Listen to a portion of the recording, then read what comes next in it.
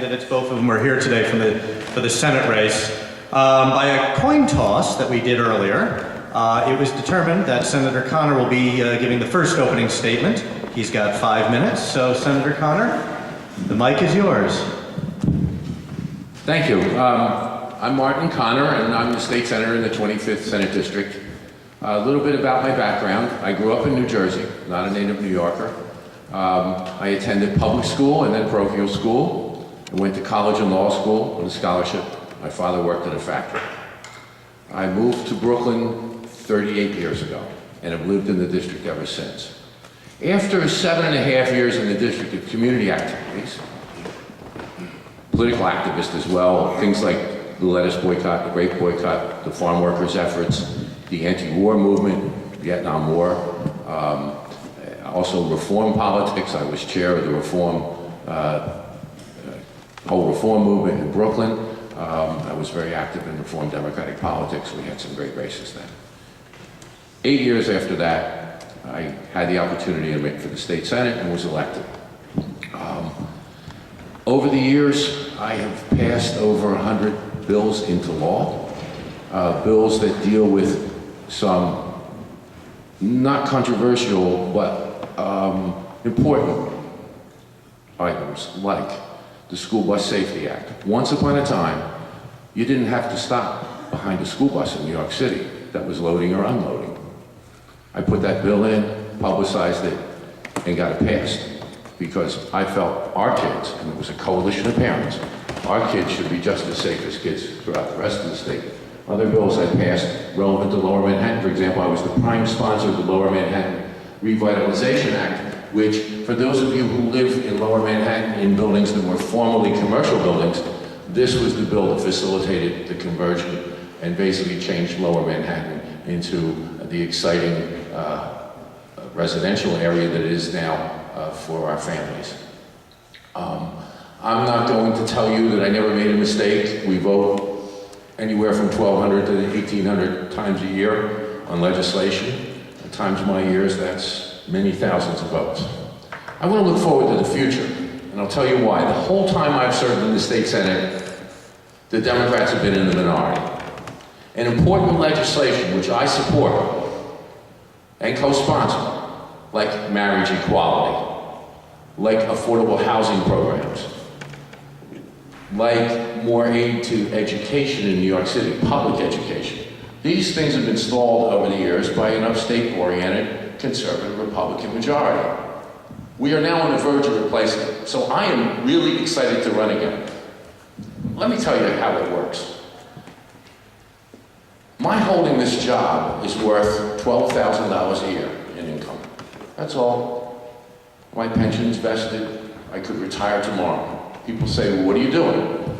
I say, I'm so excited that we're going to have a progressive majority in the New York State Senate after all these years of fighting off every year, fighting the Republicans' attempt to pass a death penalty bill. I have voted against and spoken out against the death penalty more than any other senator who currently sits. And I've taken the lead on that issue. Right, well, a woman's right to choice. That majority, every year or two, puts out a bill that would, for example, ban Medicaid funding for abortion.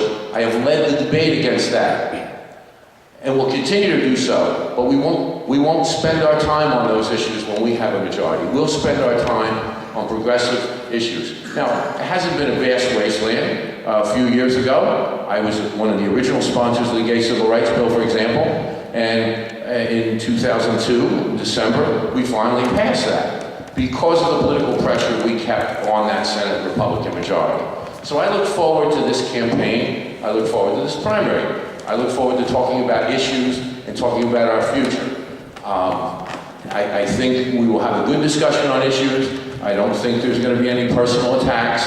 I certainly hope not. I don't intend to do that. This campaign should be about one's record of accomplishments, the results you've gotten in the past. Certainly my long record is open to scrutiny. I'm proud of it. And I think it's about the future of this state. And it's not just for New York City. It's for the entire state. For example, we had to fight very hard this year to keep that money going to public education that was promised last year as part of the CFE settlement. So, looking forward, there's a lot on the agenda. The district has a lot of needs. It's a district of 2 cities. There are some prosperous, wealthy neighborhoods in this district, some of which weren't so prosperous before, and there are poor neighborhoods under pressure from developers, under pressure making it impossible for affordable housing to be available to working class and poor people. We need to develop the Seward Park site for affordable housing. We need to create other vehicles and use that $25 million we put in the budget for affordable housing. Use it very, very well. So thank you very much. I want to thank, first of all, I want to thank DFNYC and Young Democrats for hosting this, and thank all of you for coming out this lovely Sunday afternoon. Thank you. Thank you, and now Dan Squadron. Quite large. Thank you, Senator Connor, for coming out today. I look forward to a discussion on the issues, and thank you to DFNYC, who's all about really getting involved on a grassroots level, getting involved from the local to the state to the national level. You know, I'm running for state senate because I believe that if people get involved, if people expect more and get themselves involved, I believe deeply that if we expect more from Albany, there is so much we can do. We can improve public schools, we can expand public transportation, we can save the environment. I really believe we can do these things. Now, some of you may think I'm crazy. When you look at Albany today, I understand why. It's been called the most dysfunctional state government in America by the Brennan Center.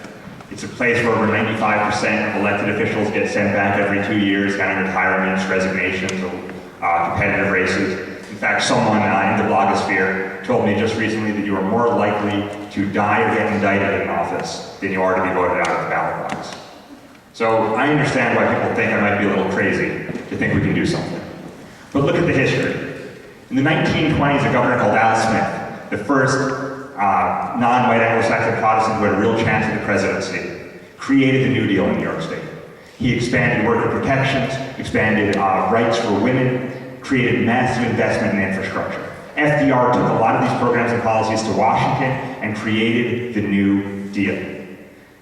The programs that were started in Albany didn't just change the city and the state. They changed the country and the world, and they are still affecting our lives today. In 1970, New York State passed the most far-reaching abortion rights law in the history of the country, protecting women's health and the right to choose, expanding civil rights in a historic way.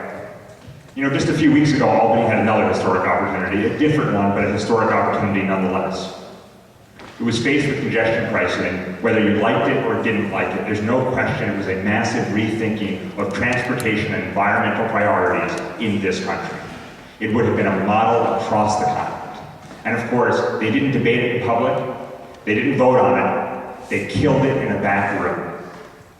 You know, in 1970, when that abortion rights bill was before the legislature, a legislator stood up and said, I am going to support this bill, and it's going to cost me my political career, but it's the right thing to do. Can you imagine that sort of political courage in Albany today? You know what? I can, and I'm running for that reason. I can because of the history, I can because of my faith in the power of government to change people's lives, I can because of my own experiences, writing a book with Chuck Schumer that created innovative ideas that would bring the Democratic Party back to working families and families who are struggling, by rethinking education on the national level, by getting us off our dependence on foreign oil and oil entirely, by making college affordable for everyone. I know we can do it because of my work in the public schools, fixing a bureaucracy that so many had given up on, that so many believed you couldn't fix, getting resources out of it and into the local schools. I know we can do it because I helped pass the Transportation Bond Act, which got the 2nd Avenue subway construction restarted after 30 years when so many had given up on it. So I know that if we think big and we work hard, we can do so much on the state level.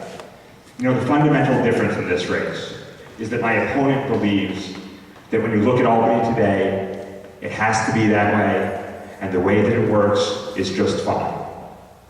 Well, I know that it doesn't have to be that way, and I absolutely believe it is not fine. That's why I'm running. So I look forward to this forum and many others over the course of this summer, and I hope to have your support. Thank you so much.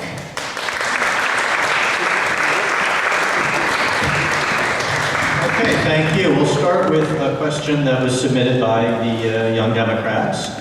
And I'll ask you to keep your answers to, a couple of minutes on the individual questions so we can